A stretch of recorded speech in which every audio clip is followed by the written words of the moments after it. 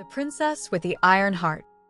In a faraway kingdom, surrounded by impenetrable mountains and dense forests, there lived a princess named Alina. She was the only daughter of King Edward and Queen Liana. From the moment she was born, she was called the Pearl of the Kingdom for her beauty and grace. But while others admired her, few knew how difficult her life truly was within the palace walls. Alina was like a bird in a gilded cage. Her days followed a strict schedule filled with endless lessons, etiquette, music, diplomacy, and kingdom management. Her freedom was limited, and her desires were unheard. Queen Liana often told her, "You were born to be great, Alina. A princess has no right to be weak."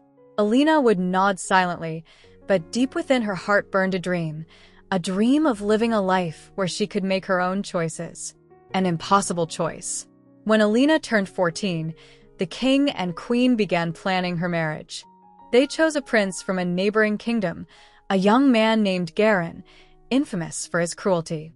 Stories of his harsh punishments toward servants and mercilessness on the battlefield were whispered far and wide.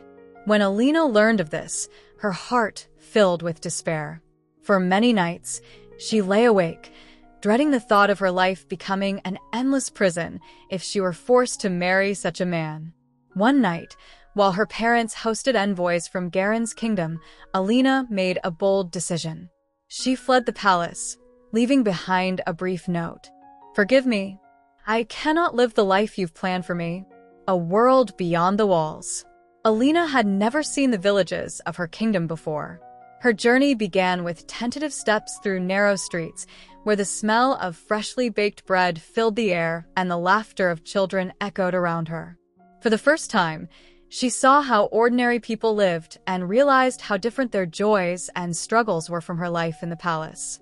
In one of the villages, she met an elderly woman named Miria, who was a healer and a wise mentor to the local people. Miria immediately noticed that Alina was no ordinary girl. "Your eyes tell me you carry a great destiny within you," Miria said. Alina confessed that she was a princess and shared the story of her escape. Instead of reproach or surprise, Miria simply smiled and said, "Being a princess is not just about wearing a crown. It's about taking responsibility for your people. If you wish to change your destiny, you must first learn to be strong." From that day on, Alina became Miria's apprentice. She learned the basics of medicine, crafting, and even the simple joys of village life. But most importantly, she began listening to people, understanding their needs and dreams, returning with a new purpose. A few years later, Alina, now stronger and more confident, decided to return to the palace. She knew she couldn't avoid her destiny, but she was ready to fight to change it. When she entered the throne room, her parents were stunned by her transformation. Gone was the gentle, obedient princess. In her place stood a strong and determined young woman. "I have returned to be the princess this kingdom deserves," she declared. "But I will rule on my own terms." At first, her parents didn't take her seriously. But soon, they began to notice how much the people adored her. Alina not only helped build bridges and roads, but also actively participated in village life, listening to complaints and offering wise advice. The king and queen began to see in her the leader they had always hoped for. Shadows of the past. Alina's newfound peace was disrupted when news arrived that the cruel Prince Garin had become king of his kingdom. His rule was harsh, taxes were raised, and his people suffered from famine and unrest. Many began fleeing to Alina's kingdom, seeking refuge. Alina opened her borders and welcomed all who needed help. But this angered Garin. He sent a letter filled with threats.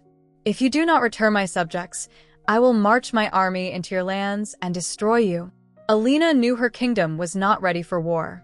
But instead of succumbing to fear, she decided to find a peaceful solution.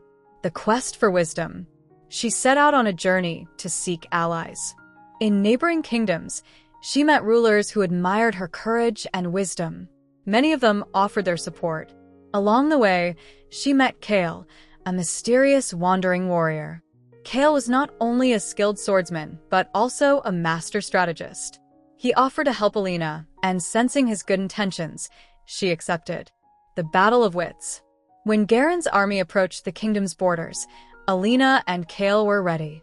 Instead of engaging in a bloody battle, they used strategy, relying on false maneuvers and clever traps. Garen's army found itself surrounded and was forced to retreat. But Alina made an unexpected move. Instead of crushing her enemy, she offered him a truce. "You didn't lose because your army was weak, but because your people don't believe in you," she told Garen. "If you wish to regain their trust, begin with kindness." Garen, struck by her words, reluctantly agreed. A bright future. Afterward, Alina's kingdom grew even stronger. Her people loved her for her fairness and compassion, and her allies respected her for her wisdom. Kale stayed in her kingdom, becoming her loyal advisor. Over time, a deep bond formed between them, and they married, becoming a strong and loving pair. Alina proved to everyone that true strength lies not in a crown but in a caring heart and unwavering resolve.